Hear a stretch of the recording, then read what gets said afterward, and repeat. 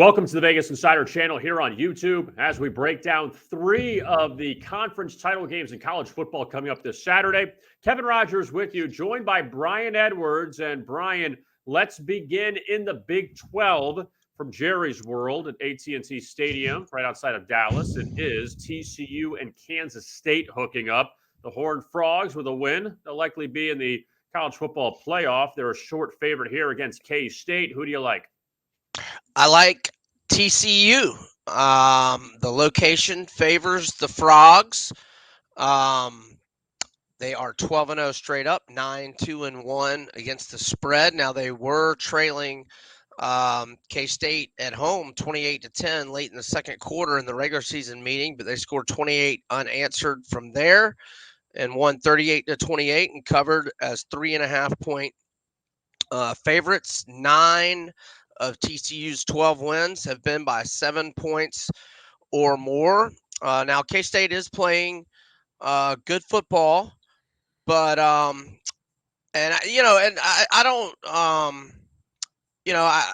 know that there's like all pressure packed for TCU, and are they going to come through? Because you know what, I'm not saying it would happen, but if they lose, I still think they should get in the playoff. Certainly, I think they should get over a 2-loss Alabama and a 1-loss Ohio State, especially, if it were to be a close game. So I don't really think that comes into play. And you know what? Even if it does, they've been playing in that scenario for 6 weeks at least, and pretty much all, tough games. And, didn't have one of their best receivers last week. They hope to get him back this week, but didn't matter. No, that Iowa State team that they beat 62-14, it only lost by more than 6 points once this year. So, for them to put it on Iowa State 62-14 was extremely impressive. Everything they've done all year has been extremely impressive. Again, I know K-State is playing good football, 9-3 straight up, 8-3-1 against the spread. They've won 3 in a row by lopsided margins, 17 points or more. But I like the Frogs, nevertheless. Let's move over now to the Mountain West Championship in Boise on the Smurf turf. It's Boise State taking on Fresno State. And Boise State a short favorite here. The last time these teams met, Boise State blew out Fresno State 40-20, but Fresno quarterback Jake Haener did not play in that game. He was hurt. He's back now. It'll make a difference for the Bulldogs. Who do you like between Fresno State and Boise State, Brian? I like Fresno State. Not only was Haener out for that game, but their best defensive player and probably the second best player on the whole team, Evan Williams, the safety leading tackler last year, was also out, and he's back now and playing well. Haener and Williams probably the two best players on the whole team, and they were not playing back then. That's why I lost my season win total on Fresno State over 8.5. But they've won 7 in a row now at this point. And 4 of those wins have been by margins of 27 points or more. They just beat Wyoming 30-0, a Wyoming team that Boise only beat 20-17 2 weeks ago.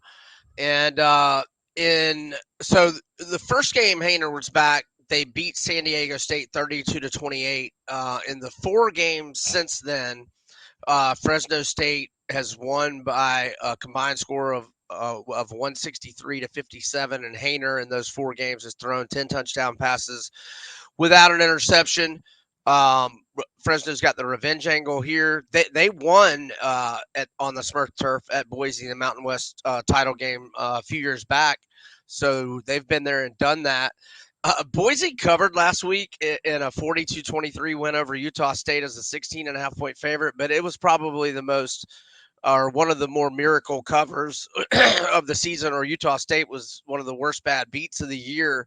So Boise State was up 28-23, and on a 4th and 9 play, Utah State is at Boise's Utah State is at Boise's 14-yard line, down by 5, chance to win on a 4th and 9 play with 1:28 left. The play gets intercepted.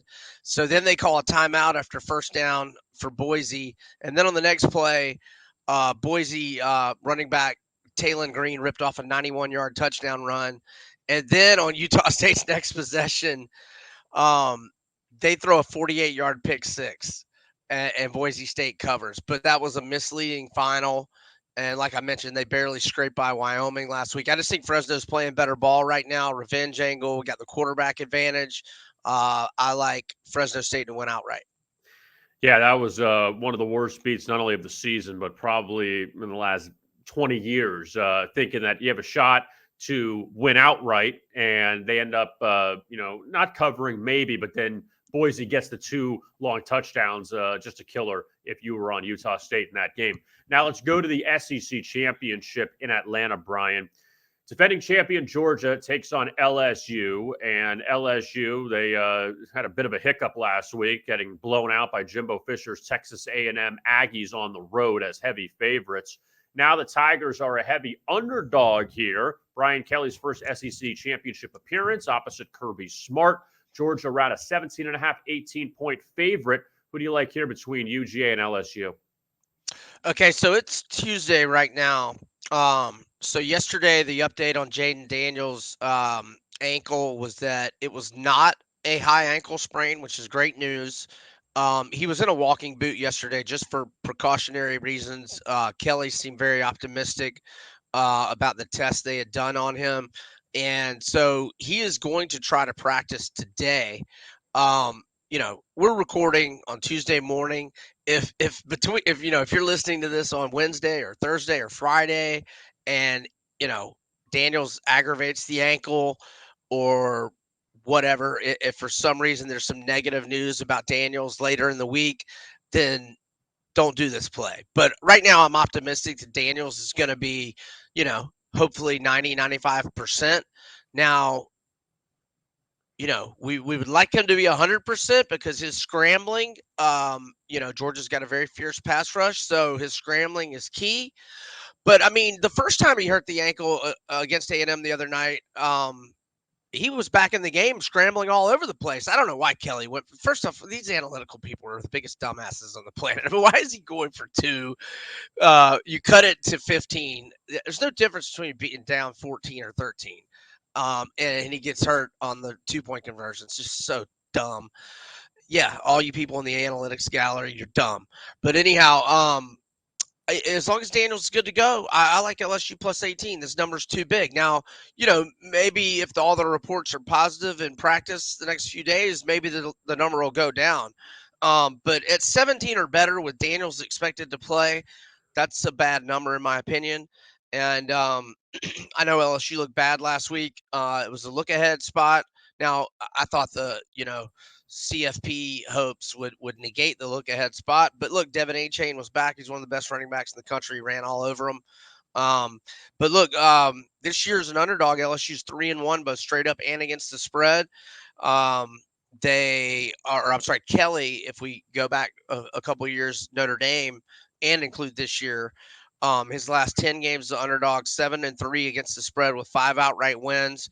And as a double-digit underdog, his last 4, he's 3-1 against the spread with 1 outright win. And, with Kelly and Kirby, you don't have to worry about LSU getting out coached.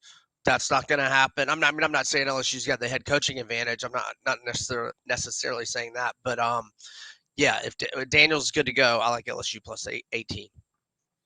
Okay, so let's review Brian's 3 best bets for Championship Saturday. He's on TCU, laying the points against Kansas State in the Big 12 title game, also taking the points with Fresno State against Boise State in the Mountain West, and he will back LSU against Georgia in the SEC Championship.